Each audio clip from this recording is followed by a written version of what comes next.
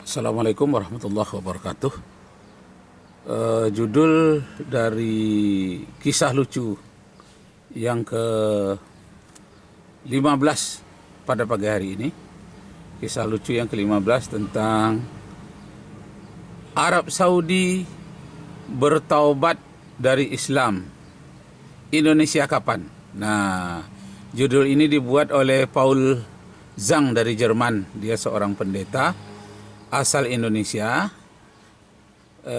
keturunan Tionghoa, tapi sekarang sudah menjadi warga negara Jerman.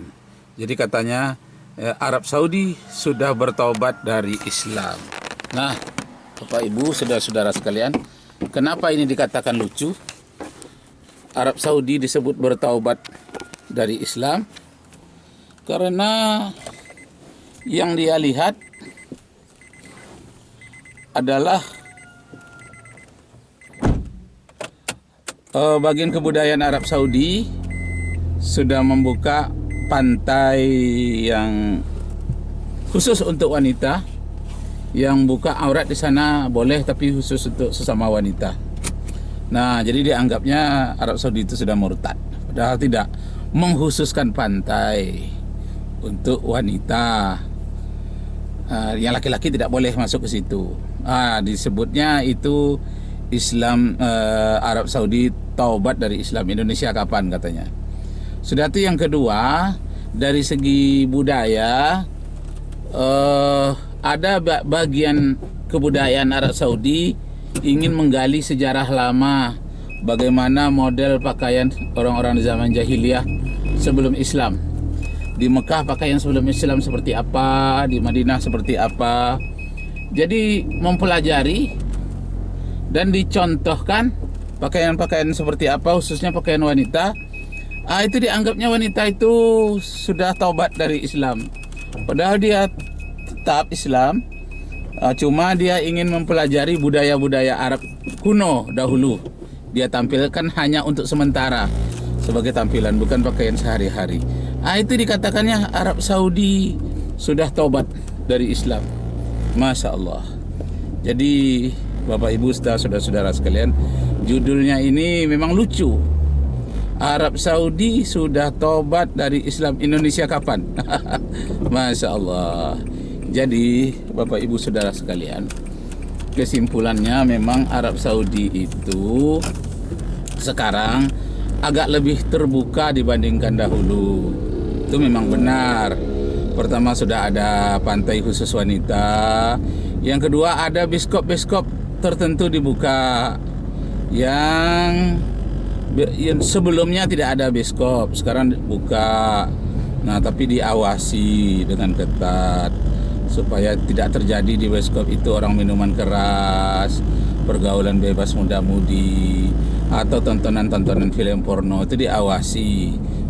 Ada sekarang, kalau dulu tidak. Nah, dianggapnya hal itu murtad. Masya Allah. Jadi Paul Zhang itu tidak mengerti apa yang dimaksud dengan murtad itu. Murtad itu berkaitan dengan akidah, di mana dia tidak mengakui lagi Tuhan hanya Allah, diakuinya ada Tuhan lain. Tuhannya menjadi tiga. Umpamanya ada bapaknya, ada anaknya, ada rohnya. Itu yang namanya, kalau itu diakui itu jadi murtad. Nah, kalau diakui ketiga-tiganya Allah tetap ada juga, di samping Allah ada lagi yang berkuasa, itu namanya syirik. Mengakui kepercayaan orang-orang musyrik itu, nah itu namanya murtad. Murtad itu artinya berbalik. Awalnya lurus, berbalik menjadi bengkok. Nah, itu namanya murtad. Nah, jadi Bapak Ibu saudara-saudara sekalian, itu kisah lucu itu lama terngiang-ngiang di telinga saya, karena saya menonton video yang dari Jerman itu sangat keras, bersifat memaksa harus judul yang seperti itu dipercayai, padahal itu hanya kesimpulan kasar yang sebetulnya tidak seperti itu. Baiklah Bapak Ibu serta saudara sekalian, Ini sebetulnya kisah berulang. Walaupun keluar kata-kata itu dari mulut Paul Zhang, dia pun mendapatkan dari orang yang lain, Paul yang lain lagi, yang bukan Zhang. Dan juga zaman jahiliyah sudah ada seperti itu.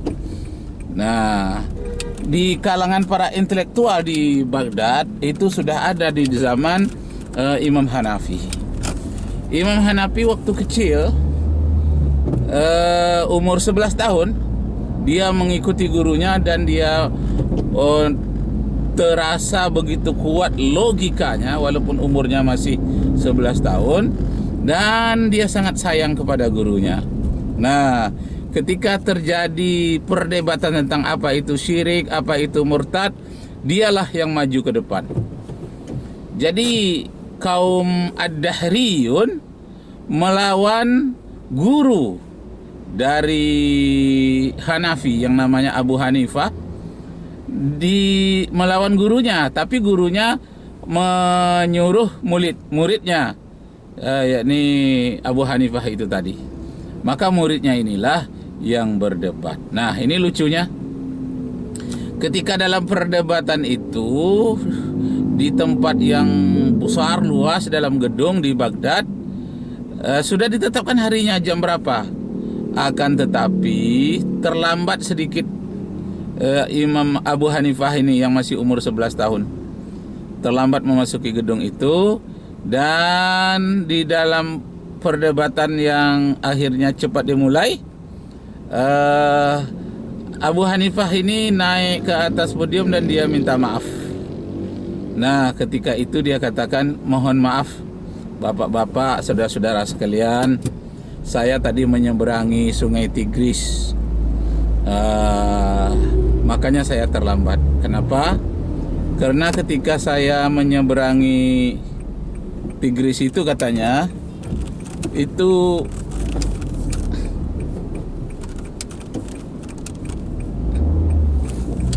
ketika saya menyeberangi Tigris, katanya air banjir. Tiba-tiba datanglah sebuah kapal yang datang dengan sendirinya tanpa nahoda. Dia membawa penumpang sendiri, memuat barang sendiri, kemudian dia berbolak-balik sendiri tanpa ada yang mengendalikannya. Nah, itu perbuatan gila, kata kaum Ad-Dahrin. Tidak masuk akal. Mana bisa kapal bisa memuat sendiri, membawa penumpang sendiri? Gila. Mana bisa kapal mengatur dirinya sendiri? Kata Abu Hanifah, kalianlah yang gila, kaum Ad-Dahrin. Kenapa? Kapal yang begitu kecil, yang bisa mengendalikan diri sendiri, memuat barang sendiri, kalian tidak percaya. Padahal kecil kapalnya. Sedangkan dunia ini begitu besar, begitu rumit. Kalian percaya kok bumi ini hanya mengitar dirinya sendiri, berputar sendiri, mengatur dirinya sendiri. Kalian percaya? Kalianlah sebetulnya yang gila. Nah, masa matahari bisa mengatur dirinya sendiri, rembulan matahari yang begitu besar bisa mengatur dirinya sendiri. Sedangkan kapal yang kecil saja di sungai ini mengatur dirinya sendiri, kalian tidak percaya. Sedangkan alam semesta ini lebih rumit, lebih besar, lebih berat. Kalian katakan bisa mengatur dirinya sendiri.